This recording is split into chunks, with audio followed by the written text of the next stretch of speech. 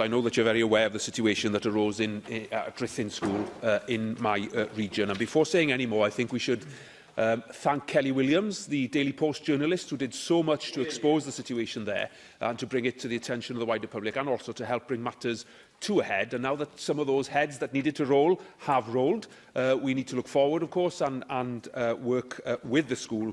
But we also need to learn wider lessons from this terrible episode that we encountered at Ruthin.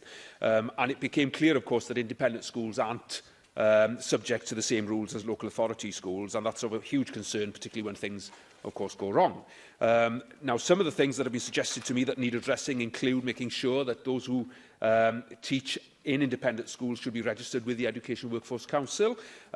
We need to look at ways of ensuring more rigid requirements on councils of management, or governing bodies, as most of us would describe them.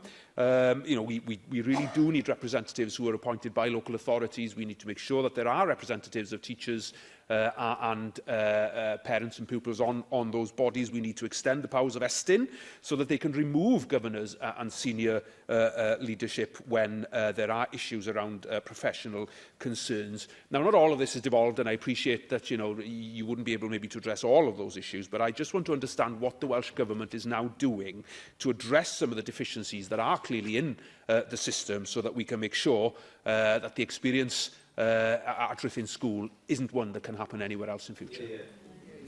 Can I thank Llyr for raising these issues today, and thank him also. We have been keeping in close touch in recent months, and I know that you have been taking this very seriously in your own region, and I'm grateful for your interest and your diligence in continuing to pursue these issues, Llyr.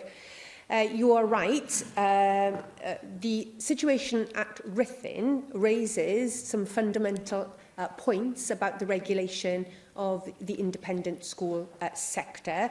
I hope you will be pleased, Llyr, when I tell you that there are a number of issues that we are looking at present and hope to make progress on.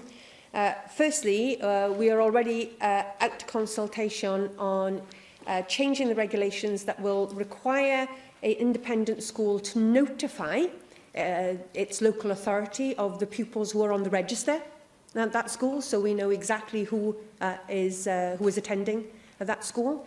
And we are also actively looking at the requirement for staff in independent schools to register with the EWC going forward, as well as enhancing the EWC's powers to suspend registrants who they have concerns about.